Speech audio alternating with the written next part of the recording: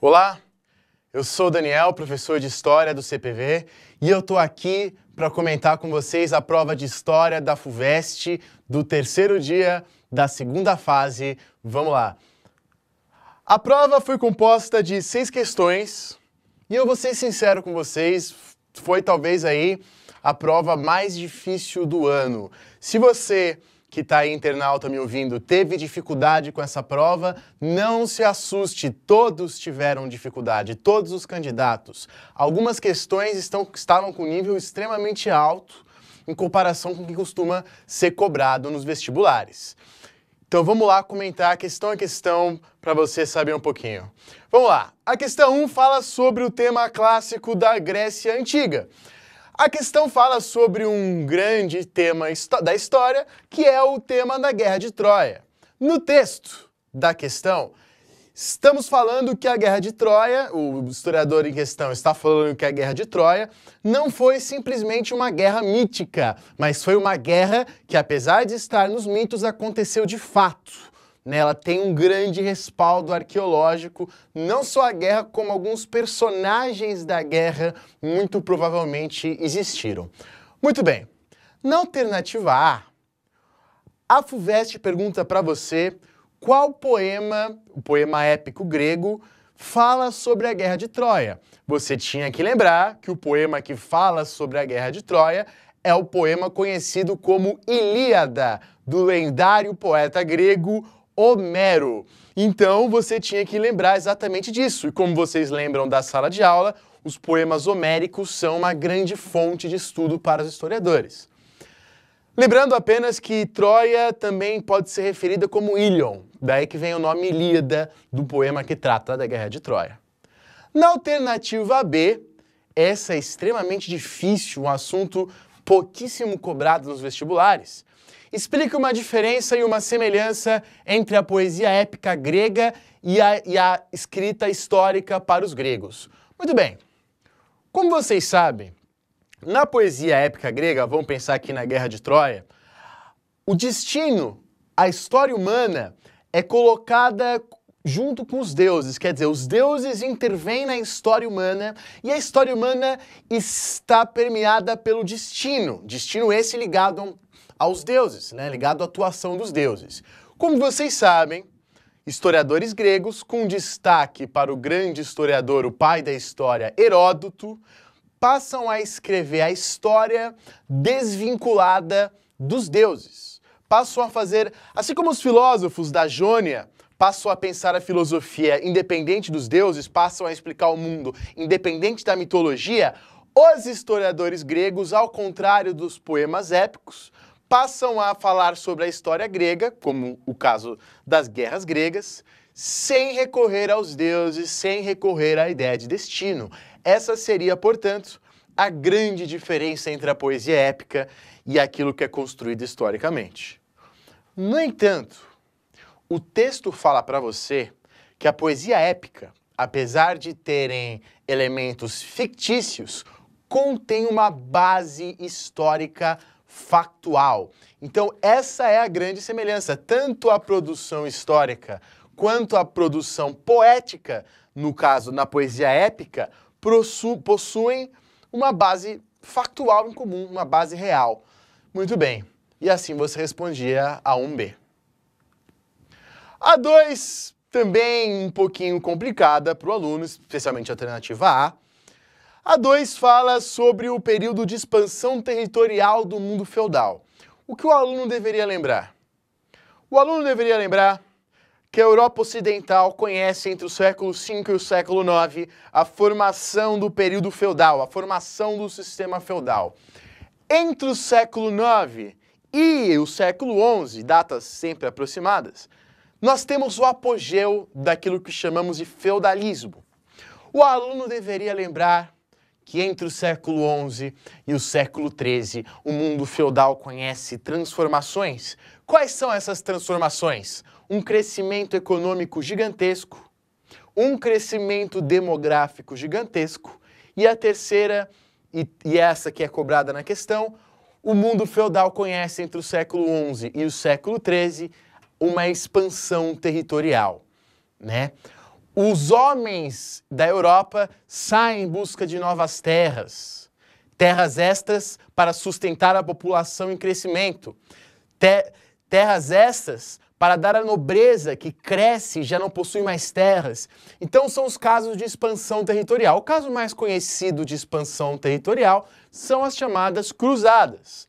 Mas outro caso de expansão territorial, e esse que está colocado na questão, é quando os povos chamados normandos colonizam, entre aspas, a Inglaterra, ocupam a Inglaterra, conquistam a Inglaterra. Quem que são esses normandos? Os normandos são, na verdade, os povos conhecidos como vikings. Esses vikings se estabeleceram no norte da França, na região da Normandia, daí ganhando o nome de normandos, se adaptaram ao sistema feudal, não apenas se adaptaram a esse sistema feudal, como levaram esse sistema feudal até a Inglaterra. Guilherme o Conquistador conquista a Inglaterra e lá ele distribui 5.000 feudos, levando o feudalismo à Inglaterra. Muito bem. É por isso que os normandos, apesar de serem invasores, acabam contribuindo para a expansão da Europa Ocidental. Questão um pouco complicada, realmente. Na B, bem mais tranquila, cite um caso atual de entrincheiramento europeu. Quer dizer, você tinha que lembrar casos atuais em que a Europa não estava se expandindo como na Idade Média, mas casos atuais em que a Europa está se fechando. Aí você vai se lembrar dos inúmeros casos que você tem hoje na Europa de restrição à imigração de povos, especialmente dos povos do norte da África e dos povos do leste europeu. A Europa hoje passa por um momento de crise econômica, que vem aí desde o ano de 2008, e a justificativa para essas políticas imigracionistas de restrição à imigração, a justificativa é justamente proteger os empregos dos europeus, proteger a riqueza dos europeus. Isso você tinha que colocar na alternativa B. Vamos à próxima questão. Questão 3. A questão 3 fala sobre o Brasil colonial. E como é costume em questões de vestibular, pede para você comparar duas áreas antagônicas no Brasil colônia. Na alternativa A, ele pede para você caracterizar a questão fronteiriça colocada no texto. No texto está colocadas disputas no sul do Brasil. Quer dizer, portugueses e espanhóis disputam a região, especialmente a região do Rio da Prata. Disputam entre eles. E como vocês sabem, essas disputas dão em vários conflitos, vários tratados, especialmente o Tratado de Madrid em 1750, na qual a colônia de Sacramento fica para os espanhóis e a região de Sete Povos das Missões fica para os portugueses. Na B, ele pede para você fazer um contraponto entre a colonização no Nordeste e a colonização no Sul. O que você deveria saber? Tanto no Nordeste quanto no Sul, nós temos um regime rural, uma sociedade rural, marcada por grandes propriedades, nas quais se usa especialmente a mão de obra escrava. Essa é a grande semelhança. Qual a grande diferença entre as duas regiões? No Nordeste, nós temos uma economia açucareira, voltada para a exportação, e no Sul nós temos uma economia voltada para o mercado interno, especialmente a produção de charque, muito importante na alimentação de escravos, especialmente o charque, que é a nossa carne seca. É isso que você deveria minimamente colocar para ganhar a pontuação máxima. Vamos à próxima questão. A próxima questão de altíssima complexidade, eu julgaria dizer talvez a questão mais difícil da prova. Essa questão fala sobre a questão da unidade nacional, sobre a questão da identidade nacional. Então o que nós temos aqui, vamos discutir com calma. Temos aqui um texto de Sérgio Buarque de Holanda, texto clássico de Sérgio Buarque de Holanda, o nosso maior historiador. E nesse texto, Sérgio Buarque de Holanda fala da seguinte coisa: a identidade nacional, que ele chama de unidade nacional, a ideia de brasileiro, a ideia de que todos os habitantes desse território têm interesses em comum, fazem parte da nação brasileira, esta ideia não existia no Brasil colônia. Se você dizer a palavra brasileiro no Brasil colônia, por exemplo, significava plantador de pau-brasil. Então, quer dizer, a identidade nacional não existia no Brasil colônia. Em outro momento desse mesmo livro, do Sérgio Buarque de Holanda, ele chega a dizer: o Brasil colônia é marcado pela diferença e pela indiferença entre as suas regiões. Então, a ideia de identidade não existe. A ideia de brasileiro, gente, é uma construção do século XIX. É uma construção posterior à colônia.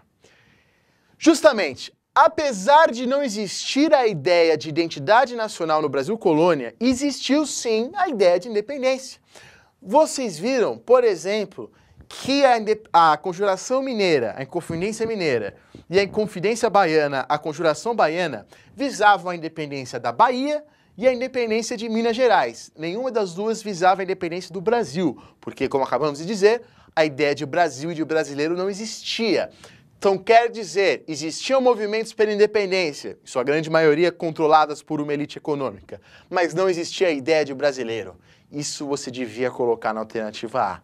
Uma questão extremamente complexa. Na B, você tinha que dizer algum acontecimento histórico brasileiro relacionado à ideia de identidade nacional. Você ia colocar, por exemplo, o romantismo, que busca criar a identidade nacional, o modernismo, que também busca criar a identidade nacional agora sobre outras bases. Você podia citar políticas públicas, como a de Dom Pedro II, financiando Pedro Américo, financiando, por exemplo, grandes pintores, grandes músicos, como Carlos Gomes, né, na ideia de construir uma identidade brasileira, uma identidade nacional. Você podia citar também as políticas de Vargas, numa outra perspectiva, valorizando, por exemplo, a capoeira, o samba, buscando criar uma nova ideia de brasileiro. Então veja, como movimentos relacionados à aspiração por independência, você podia lembrar, por exemplo, a própria Inconfidência Mineira e a Conjuração Baiana, já aqui citados. Então, questão de altíssima complexidade, bem difícil. Vamos para a próxima questão da prova de história. Questão 5, você tem um texto aqui do nosso maior historiador sobre o período africano, Alberto da Costa e Silva. Na alternativa A, veja novamente a coisa da comparação, muito comum nos vestibulares, a FUVEST pede para você comparar a colonização portuguesa da África, do século XVI até aproximadamente o século XIX, e a colonização inglesa, francesa da África, que se inicia aí no século XIX. Muito bem. A colonização portuguesa, em geral, na maioria dos casos, se restringia ao litoral, se restringia às regiões litorâneas do Brasil e tinha como base as trocas, o escambo realizado nas feitorias. Então, quer dizer, os portugueses não dominavam regiões da África. Geralmente, eles se instalavam nos litorais e faziam trocas, escambo com os africanos. Normalmente, eles trocavam com os próprios africanos escravos, em troca de açúcar, em troca de tabaco e alguns outros produtos produzidos no Império Português. No entanto, a colonização do século XIX de franceses e de ingleses já não era mais restrita ao litoral e já não estava mais inserida na política mercantilista. No século XIX, a colonização da África se liga ao capitalismo monopolista industrial. No século XIX, os europeus vão para a África visando novas matérias-primas, visando mercados consumidores e coisas desse tipo. No século XIX, os europeus dominam a África e repartem entre eles a África. E aí nós vamos já para a questão B. Quando os europeus fizeram a partilha da África, uma coisa muito comum foi colocar povos inimigos, etnias rivais, no mesmo país, estimulando com isso a guerra civil e facilitando a própria dominação europeia. Então, quer dizer, esta política europeia de estimular os conflitos dentro da África é a raiz de muitos conflitos africanos hoje. O clássico exemplo são os exemplos, por exemplo, de Ruanda, os exemplos da Nigéria, onde nós temos várias etnias, várias línguas e vários grupos no mesmo país. Isso tem origem na colonização, é uma decorrência para a atualidade. E essa questão um pouco mais tranquila, algo mais visto ao longo do ano, mais enfatizado ao longo do ano, que costuma cair mais nos vestibulares, apesar de não ser também uma questão fácil. Muito bem, a última questão, talvez a questão mais tranquila da prova, é uma questão que fala sobre o movimento operário de forma geral, né? Trata da França, mas bastava que você tenha uma boa interpretação de documento. Nesta imagem que vocês estão vendo aqui, você tem um relógio. De um lado você tem os operários e de outro lado você tem os patrões. Os operários estão tentando manter a jornada de trabalho de 8 horas. Os patrões, por outro lado, estão tentando aumentar a jornada de trabalho. Bastava esta compreensão dessa imagem para você responder a questão. Por isso é mais tranquilo da prova. Então, muito bem. No cartaz está claro que a principal reivindicação dos sindicatos franceses era a jornada de trabalho de 8 horas. Voltemos aqui. Veja que o ponteiro está nas 8 horas e que é ali que os operários estão puxando. Na B, analise a visão de luta social colocada no cartaz. Qual a visão de luta social colocada no cartaz? Primeiro, é a visão de que os operários só vão conseguir essas 8 horas de jornada de trabalho pela luta e pela luta coletiva dos operários. Em segundo lugar, e mais importante, a visão de luta social que está colocada aqui é a visão de que os interesses dos patrões e os interesses dos operários não são os mesmos, são interesses diferentes. O que é bom para o patrão é ruim para o operário, como está colocado aqui nesse cartaz. Bastava você identificar isso. Então, foi de fato a prova mais difícil desses vestibulares de fim de ano. Se você teve dificuldades, não se preocupe, foi realmente um vestibular de alta complexidade. Um vestibular muito bom, questões de boa qualidade, né? No entanto, para um candidato, talvez um pouco difíceis demais. Mas vamos lá. Tenho certeza que os alunos do CPV conseguiram se virar nessas questões. Foram todos temas que a gente trabalhou em sala de aula, né? E tenho certeza que vocês vão conseguir se dar muito bem nessa. Um abraço a todos, até a próxima, tchau!